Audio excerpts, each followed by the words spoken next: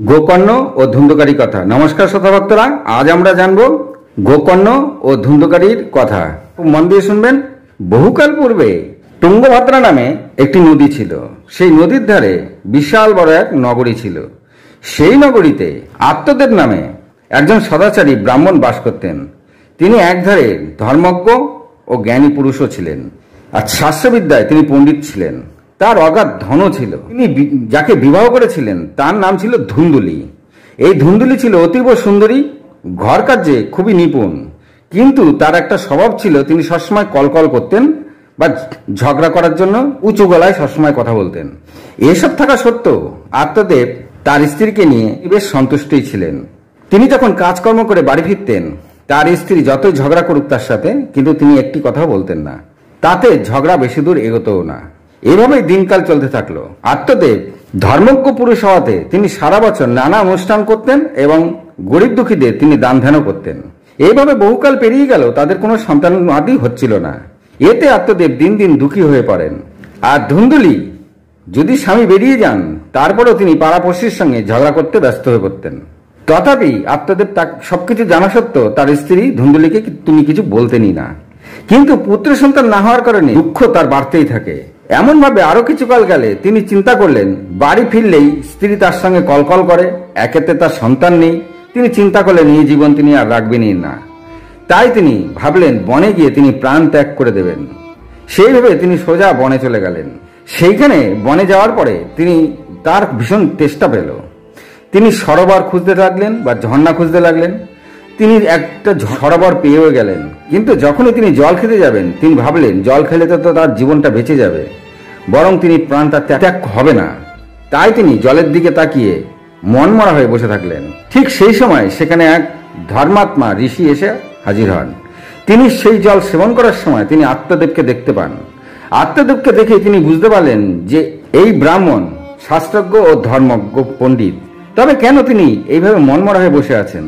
তাই তিনি আত্মদেবের কাছে এগিয়ে এসে বললেন, তোমাকে তো দেখে তো মনে হচ্ছে তুমি শাস্ত্রজ্ঞ পণ্ডিত ব্রাহ্মণ, কেন তুমি এমন ভাবে মনমরা হয়ে বসে আছো? তখন তিনি বললেন যে আমার এরকম বিবাহ হয়েছে, আমি এত কিছু দান ধ্যান করি, সমস্ত কিছু খুলে বললেন, কিন্তু আমার সন্তান নাই। সেই শোকে তিনি প্রাণ ত্যাগ করতে এসছেন। তখন ধর্মজ্ঞ সেই ঋষি বললেন যে এটা তো তোমার বোকামি। ভগবান যেভাবে তোমাকে জীবন যাপন করতে দিয়েছেন, তোমার জীবন যাপন সেভাবেই করা উচিত। তুমি সবকিছু জেনেও তুমি পুত্র শোকে প্রাণ ত্যাগ করতে এসছো। পুত্র যদি হয়ও তারও শোকে তোমার প্রাণ ত্যাগ করতে হয়। রাজা সাগরের কথা শুনোনি? রাজা সাগরের তো কত পুত্র ছিল, তথাপি তিনিও পুত্র শোকে প্রাণ ত্যাগ করেছিলেন। কিন্তু আত্মদেব বললেন, আমি জানি না, আমাকে একটি পুত্র সন্তান হবার জন্য কিছু একটা বিধান দিন। তখন সেই ধর্মজ্ঞ ঋষি বললেন, ঠিক আছে, আমি তোমার ভাগ্য দেখছি বলে তিনি যোগ বলে তিনি আত্মদেবের ভাগ্য দেখলেন। ভাগ্য দেখে বললেন, তোমার তো 7 জন্ম কোনো পুত্রই নেই। তা যখন পুত্র নেই তার জন্য শোক করো না, যাও যেভাবে জীবন যাপন করছো ভগবানের পথে থেকে তুমি নিজের জীবন যাপন সুন্দরভাবে করো, তোমার পুত্র শোক নেই। তখন আত্মদেব চিন্তা করলেন, আমার 7 জন্ম যিনি দেখতে পেয়েছেন তিনি সাধারণ কোনো ব্যক্তি নন। তিনি তার পায়ের মধ্যে পড়ে গেলেন, পড়ে গিয়ে হামাও করে কাঁদতে থাকলেন, আমি জানি না, আমার পুত্র লাগবে। সে পুত্র হওয়ার পরে যদি শোক করতে হয় করবো, কিন্তু আপনি আমাকে একটি পুত্র দিন। অগাত্তা সেই ধর্মাত্মা ঋষি বললেন, ঠিক আছে, আমি তোমাকে এর বিধান উপায় করে দিচ্ছি, কিন্তু তথাপি তুমি কিন্তু পুত্র শোক পাবে না। এই বলে তিনি যোগ বলে একটি ফল সৃষ্টি করে সেই ফল আত্মদেবের হাতে দিয়ে বললেন, যাও এটা তোমার স্ত্রীকে খাইয়ে দাও, আর তোমার স্ত্রীকে বলবে 1 বছর সৎভাবে থাকতে, সত্য কথা বলতে, দান ধ্যান করতে, আর দিনে 1 বার করে ভোজন করতে, তবে তোমার স্ত্রী একটি ধর্মজ্ঞ পুত্র সন্তান লাভ করবেন। সেই সন্তান তোমাদেরকে সবাইকে উদ্ধার করবে। একথা শোনার পরে আত্মদেব খুবই খুশি হন। তিনি ফলটা নিয়ে এসে সোজা তার স্ত্রীর কাছে এসে স্ত্রীকে সবকিছু খুলে বলে ধুন্দুলির হাতে সেই ফলটা ধরিয়ে দেন। ধুন্দুলি ফলটা হাতে পেয়ে চিন্তা করলেন, আমার স্বামী আবার এ কি হলো? এই ফল খেয়ে আবার কখনো কেউ গর্ভবতী হয় নাকি? আর যদি আমি গর্ভবতী হয়ে যাই তাহলে আমার পেট বড় হয়ে যাবে, আর আমার পেট বড় হয়ে গেলে আমি কুৎসিত হয়ে যাব, আমি আর সুন্দর লাগবো না দেখতে। আবার গর্ভবতী হলে আমার খিদে কমে যাবে, আমি খেতে পারবো না, আমি দুর্বল হয়ে যাব, তবে আমি সংসারের কাজ কেমন করে করব। আবার ভাবলেন, যদি গর্ভবতী হয়ে যায়, সেই গর্ভ যদি বেঁকে যায় তাহলে তো আমার মৃত্যু হয়ে যাবে, আর মৃত্যু হয়ে গেলে আমি গর্ভধারণ করে কি করব? আবার চিন্তা করলেন সেই যদি গর্ভপাত হয়, আমি শুনেছি গর্ভপাতে নাকি ভীষণ কষ্ট, আর অত কষ্ট আমি কেমন করে সহ্য করব। আবার ভাবলেন যদি সেই সন্তান প্রসবও হয়ে যায়, তার সন্তান লালন পালন নাকি খুবই কষ্টের, এত কষ্ট করে আমি কেমন করে সন্তান লালন পালন করব। এত কথা চিন্তা করতে করতেই তিনি তার বোনকে খবর দিলেন। তার বোন আসতে তার বোনকে তিনি সমস্ত কিছু খুলে বললেন। বোন বললেন, তুমি চিন্তা করো না, আমি এই সময় গর্ভধারণ করেছি সবে মাত্র। তুমি এক কাজ করো, তুমি আমার গর্ভপাত হলে আমার সন্তানকে তুমি নিয়ে নিও, আর এর বদলে আমার স্বামীকে কিছু ধন দিয়ে দিও, তা হলেই হবে। আর তুমি তোমার স্বামীর সামনে এমনভাবে থাকবে যেন তুমিও গর্ভধারণ করেছো, আর ফলটি তুমি বরং ফেলে দাও। এই কথা শুনে ধুন্দুলির মনে ভীষণ খুশির উদ্বেগ হলো।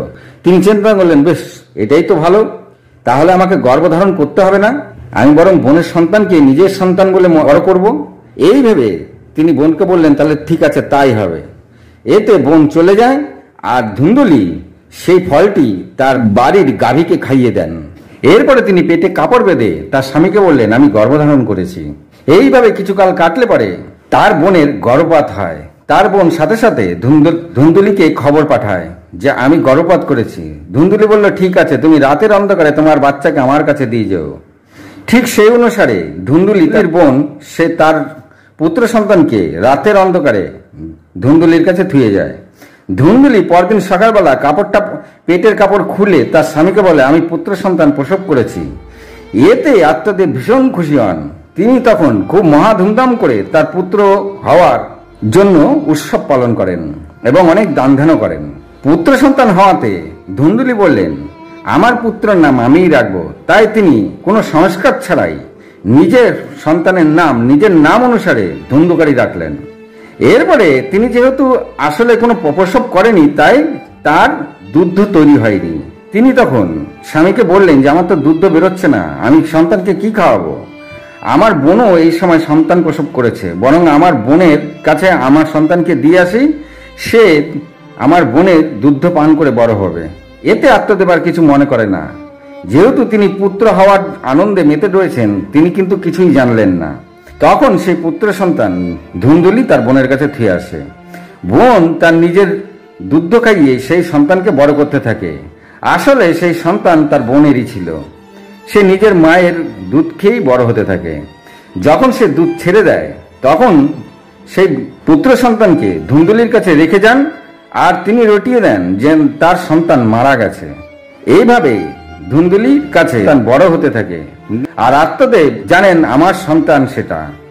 কিন্তু ধুন্দুলি যে সন্তানের নাম ধুন্দুকারী রেখেছিল, ধুন্দুকারী দিন দিন বড় হতে থাকে এবং সে দুষ্ট প্রকৃতির হতে থাকে। সে নানা প্রকার দুষ্ট কার্য করে চলতেন। তিনি নানা রকম অন্ধ লোকেদের ধরে সরোবরের দিকে ছেড়ে দিতেন, বাচ্চাদের ধরে মারতেন, কুয়োয় ছুড়ে ফেলে দিতেন। এইভাবে বড় হতে থাকেন, আর তার অত্যাচার দিন দিন বাড়তে থাকে। অন্যদিকে সেই ফল তার গাভী খেয়েছিল, সেই ফল গাভীও একটি বাচ্চা সন্তান প্রসব করলেন। সেই বাচ্চা দেখতে মানুষের মতন, আর কান দুটো ছিল গরুর মতন। তো সারা পাড়াপড়শি অবাক হয়ে গেলেন, আত্মদেবের গাভী মানুষের সন্তান জন্ম দিয়েছেন। সবাই দেখতে আসলেন। এতে আত্মদেব ভীষণ খুশি হলেন। তিনি সংস্কার করে সেই সন্তানের নাম দিলেন গোকর্ণ। যেহেতু মানুষের মতন দেখতে ছিল, কান দুটো ছিল গরুর মতন। এই গোকর্ণ ছোটবেলা থেকেই প্রচন্ড ধর্মনিষ্ঠ, শাস্ত্র বিদ্যা নিয়ে তিনি বড় হতে থাকলেন। আর ধুন্দুকারী দিন দিন অত্যাচারী হতে থাকলেন। একসময় ধুন্দুকারী যৌবন অবস্থায় পা দিলে তিনি নানা রকম বেশ্যাদের সঙ্গে চলতে থাকলেন। যেসব চণ্ডালরা কুকুর পোষে, সেই সব কুকুরও তিনি পুষতে শুরু করলেন। এগুলো আত্মদেব সব জানত। এতে আত্মদেব আর তার মা ধুন্দুলির সাথে মাঝে মাঝেই তার ঝগড়াঝাটি শুরু করলো।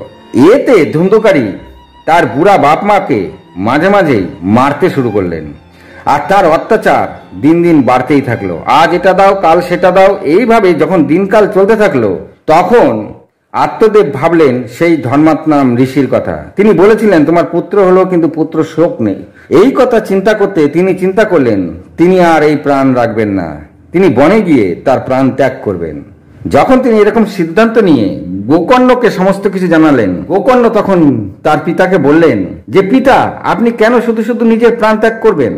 আপনি বরং বনে গিয়ে ভগবানের নাম জপ করতে থাকুন। ভগবান সন্তুষ্ট হলে আপনি ভগবত ধাম লাভ করবেন। সেই অনুসারে গোকর্ণর কথা শুনে আত্মদেব সন্তুষ্ট হলেন।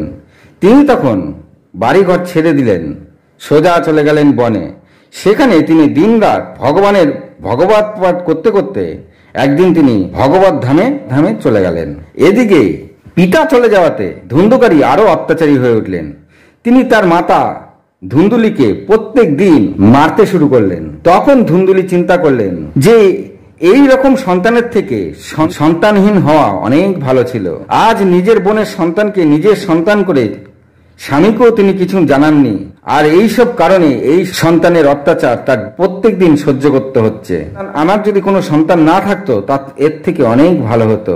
তিনি তখন তার ভুলের জন্য আফসোস করতে থাকলেন। আর ধুন্ধুকারী দিন দিন অত্যাচারী হতেই থাকলেন, আর তার মাতার কাছে ডেইলি ধন চাইতে থাকলেন। একদিন ধুন্দুলি মনের দুঃখে তার বাড়ির কুয়ার মধ্যে ঝাঁপ দিয়ে তিনি আত্মহত্যা করলেন। পিতা চলে গেল, মাতা আত্মহত্যা করলো। এতে গোকর্ণ চিন্তা করলেন তাকে এবার তীর্থ করতে যাওয়া উচিত। তীর্থ করে তার মাতারও পিণ্ডদান করে আসবেন। গোকর্ণ তীর্থ ভ্রমণে চলে গেলেন। এদিকে বাড়িতে আর কেউ না থাকাতে ধুন্ধুকারী হয়ে উঠলেন আর স্বাধীন। তিনি তখন নানা চুরিচামারি করে জীবন চালাতে থাকলেন। 5 জন বেশ্যাকে নিজের ঘরে এনে রাখলেন এবং 5 জন বেশ্যাকে সঠিকভাবে চালানোর জন্য তার কাছে অত ধন ছিল না। তাতে তিনি মানুষ মারা থেকে শুরু করে ডাকাতি সমস্ত কিছু করতে থাকলেন। এইভাবে তিনি দিন চালাতে চালাতে একদিন তিনি প্রচুর ধন সংগ্রহ করে নিয়ে আসলেন। তখন সেই ধন তার 5টা স্ত্রীকে দেখাতেই তাদের স্ত্রীরা চিন্তা করলো এই ধুন্ধুকারী না জানি কাকে মেরে এত ধন নিয়ে এসছেন। যদি ধরা পড়ে তাহলে তো ধুন্ধুকারীর ফাঁসি হবে, সেই সাথে তাদের 5 জনেরও ফাঁসি হবে।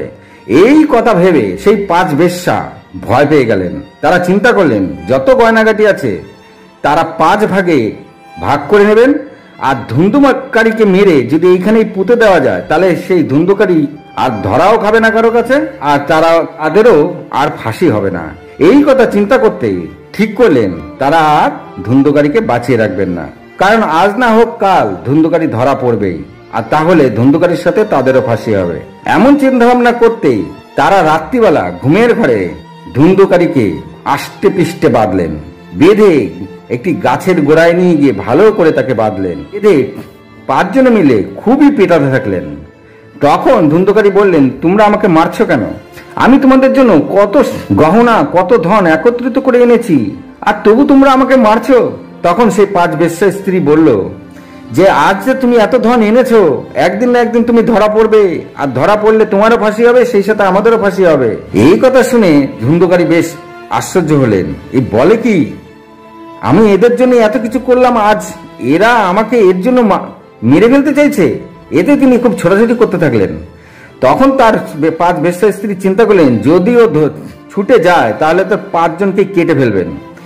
এতে তখন তারা একটি জ্বলন্ত কাঠ ধুন্ধুকারীর মুখের ভেতরে ঢুকিয়ে তার মুখ সম্পূর্ণ জ্বালিয়ে দেন এবং তাকে লাঠি দিয়ে বেধড়ক মারেন।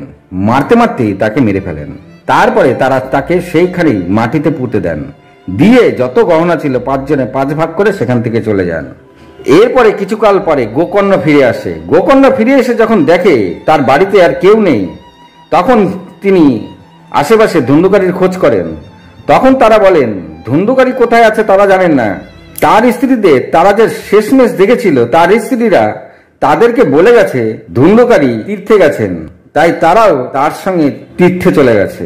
এই কথা বলে চলে গেল। তখন গোকর্ণ সন্দেহ হয়, ভাই এত অত্যাচারী ছিল, তিনি কি করে তীর্থে চলে গেলেন? যাই হোক, সেদিন রাতে যখন তিনি নিজের ঘরে সমস্ত কার্য সেরে শুয়ে পড়লেন, তখন ধুন্ধুকারীর আত্মা হয়ে গেছিল প্রেতাত্মা। বায়ুরূপে তিনি ছিলেন। বায়ুরূপে থাকাতে তিনি প্রচন্ড কষ্ট পাচ্ছিলেন।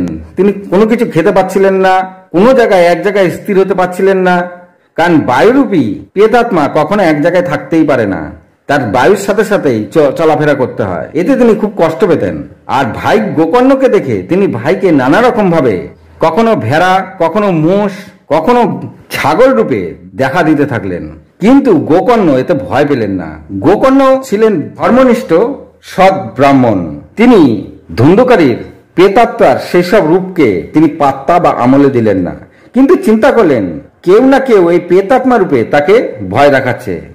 তাই তিনি ঘুমের থেকে উঠে জিজ্ঞাসা করলেন, কে তুমি, আর কেনই বা এখানে এসেছো?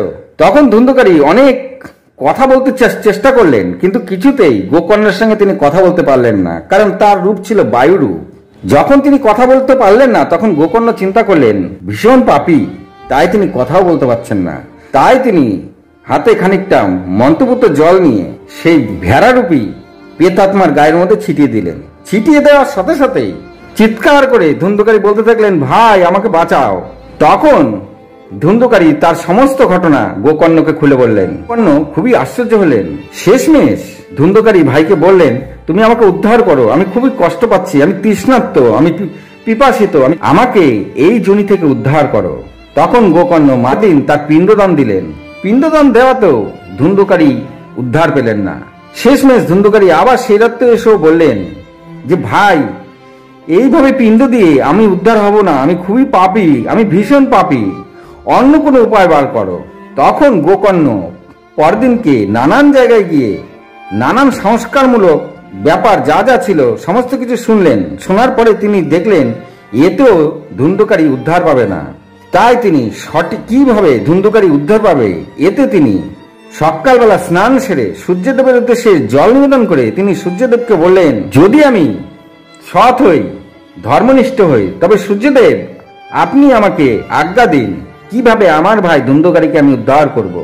তখন সূর্যদেব গোকর্ণকে দেখা দিলেন আর বললেন, তোমার ভাইকে উদ্ধার করতে একমাত্র ভগবতই হচ্ছে সেই পথ। তোমার ভাইকে তুমি ভগবতের কথা শোনাও, তবে তোমার ভাই এই প্রেত জনি থেকে উদ্ধার পাবে।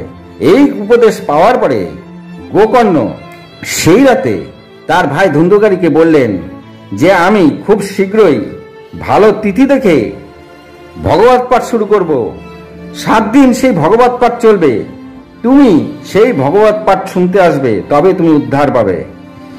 এতে ধুন্ধুকারী ভীষণ খুশি হলেন। তারপরে ধুন্ধুকারী বললেন যে, ভাই আমি তো এক জায়গায় দাঁড়াতেই পারি না, আমি কিভাবে তোমার ভগবত পাঠ 7 দিন ধরে শুনবো? হাওয়া যেদিকে বয় আমাকে সেদিকেই বয়ে চলে যেতে হয়, আমি তো এক জায়গায় থেকে তোমার ভগবত পাঠ শুনতে পারবো না।